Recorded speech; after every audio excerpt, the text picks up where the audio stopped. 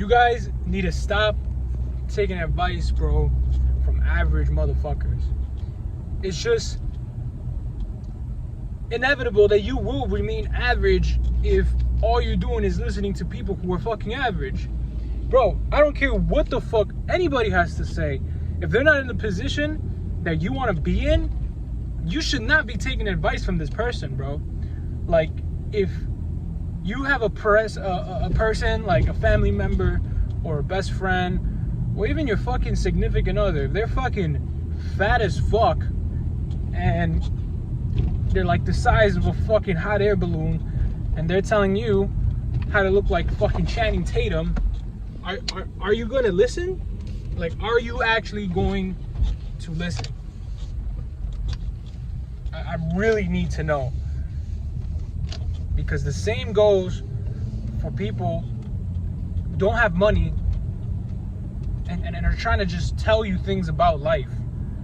I hate that. I hate when I don't listen to nobody. Only people I listen to are people that are living the life that I want, or have the body I want, or have the mindset that I want, the habits I want. Those are the only people that I'm listening to, bro. Like, if I want to get advice from somebody, I also need to look at every other aspect of their life. I'm not going to take advice from someone who's trying to give me, lessons about money and this and that, but they're a fucking drunk or a drug addict. Like, why would I listen to them? They clearly don't know how to handle their money if they're spending it on booze and all this bullshit. It just doesn't make sense.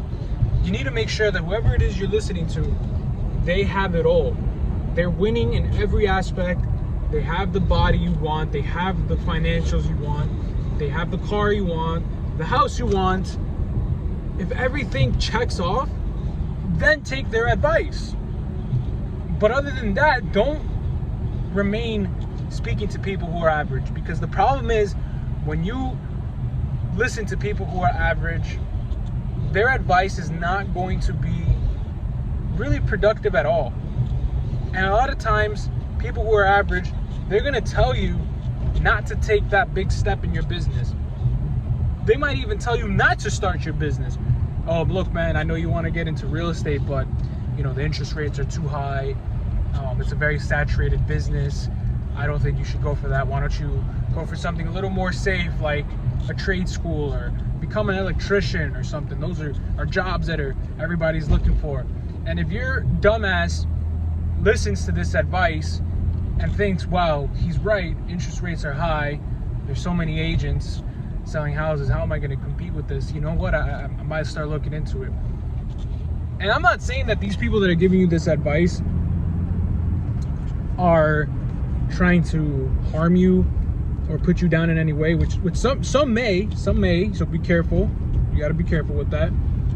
But for the most part, a lot of these people that are telling you not to start that business, not to take that risk, don't do this investment, don't buy that sports car, is people who have never done it, one, so they don't think it's possible, or two, they think they're looking out for you.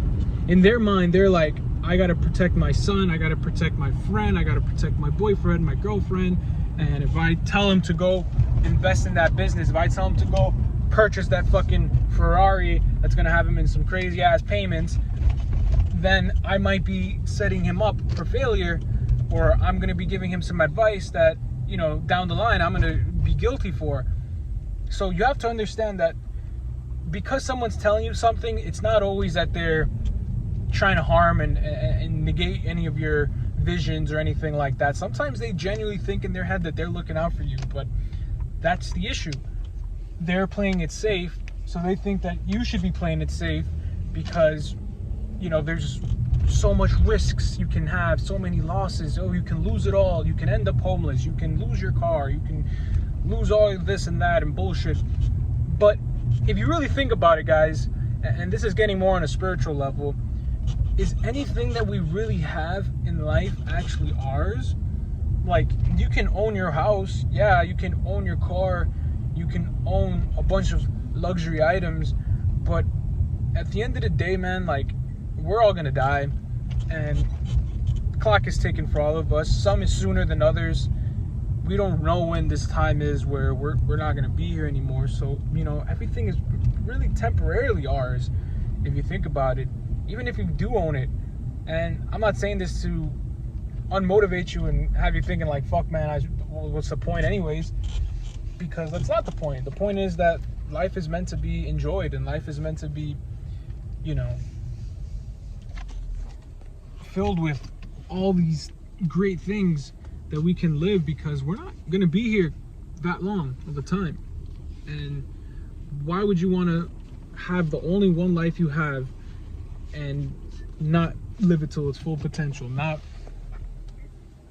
allow yourself to have the body that God gave us, to see what a real man or woman can look like? You are that man or woman. To not see the luxuries of life that you can attain.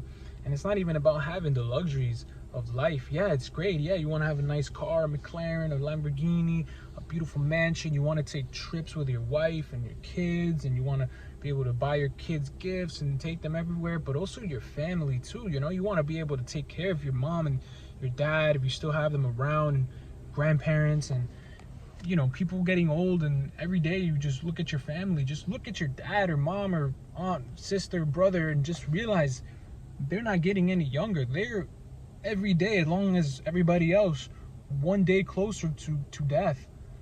And sometimes scenarios can happen where money can actually save them.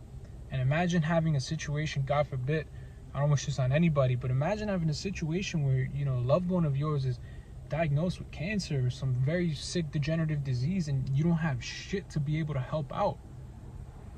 Like, that should motivate you more than anything, more than the luxury, more than the fucking pleasures that you want to give yourself.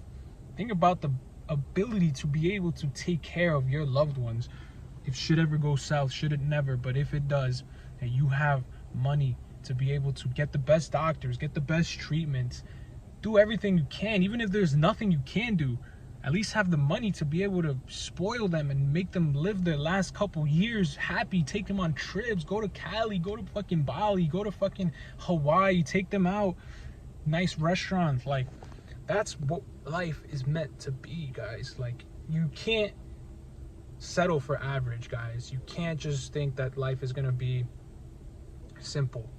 Life is gonna come and throw some crazy obstacles at you, and I really hope that they're not as crazy as others are. But the point is, there's gonna be things in life that you're gonna need to take care of, and having the money is not only gonna be beneficial because you're able to afford to fix whatever comes your way, but because you're gonna also have that mindset. Like, if you're someone who could lock in and be more than average and be an exceptional human being in all areas, like, that's going to translate to how you handle other situations too. And not only handling these situations, but becoming an inspiration, bro. Becoming an inspiration to the youth, to your kids, younger brothers, younger sisters, even older brothers and sisters, even fucking family members like uncles and aunts, and, you know, even your parents, bro. Like, just being this fucking stud of a man or a woman, and then having your parents be like, damn, look at my son, bro. He's fucking shredded. He's ripped. He has a six-pack. He has fucking 6 figures. He has a nice car. You know, it's inspiring. But how are you going to inspire anybody if you're living a fucking average life, if you don't know who the fuck you are, you don't know what you want to do, you don't care about your body, you don't take care of your body, you don't take care of your finances, you're just a fucking mess. People are just gonna look at you and be like, oh, look, another one of the masses, bro. And that's not what you want to be, especially if you're a minority, like a Hispanic or a black person. Like, we have a lot more to prove, because we really come from nothing. A lot of us really are just born into this poverty mindset, this mindset of just work, and that's it. And it's not really what life's all about, man. There's more to it. There's definitely so much more to life than just being normal. So go out there, chase your fucking dreams. Don't listen to people who don't have the results you want, and find people who have the results you want, and then listen to them. If they can give you all this advice for free and help you out, God bless them, bro. And God bless yourself, because that's a blessing, bro. But if not, maybe you might have to pay somebody to learn, and you're gonna have to pay the price, but there's always a price to pay to get to the next level. And if you're ever feeling comfortable, you have to understand that that is the setup. That's the setup for failure. That's the setup for average. Comfort, feeling okay, feeling like everything's gonna be good, feeling like nothing's worrying you, because life will turn and do a fucking 180 on you before you know it. So just don't take life for granted. Live every day like it's your last, and just go for the fucking stars, bro. Go for the fucking moon. Don't look back. Let's fucking get it.